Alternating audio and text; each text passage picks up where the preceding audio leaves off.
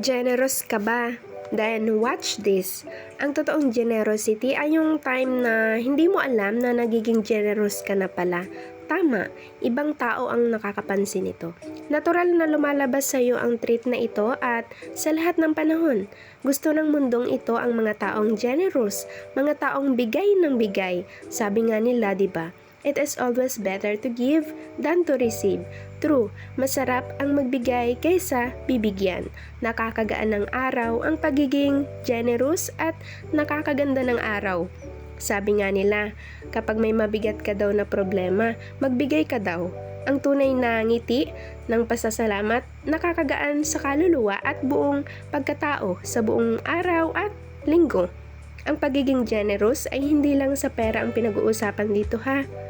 Kasama ang panahon, ang time, ang oras, nakaka-appreciate talaga ang mga taong may oras para sa atin.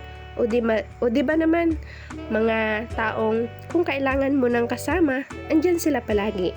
Minsan nga, naririnig mo ina-adjust niya ang oras niya para lang mapagbigyan ka niya.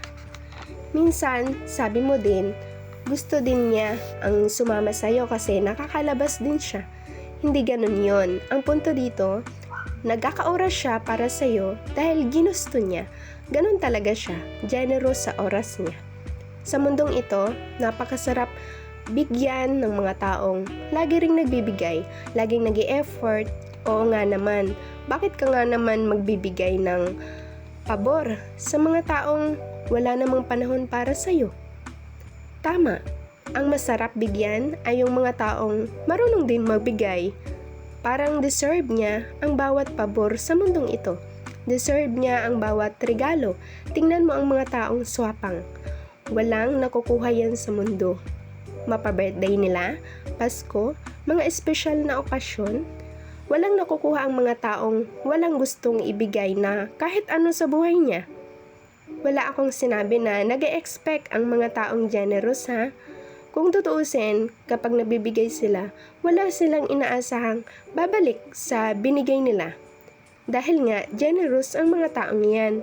Walang kahit na anong masama sa katawan. Ano nga ba ang katapat ng generosity? Siyempre, generosity din. Laging magbibigay at magbibigay palagi. At ang babalik, bibigyan at bibigyan sila. For sure yan.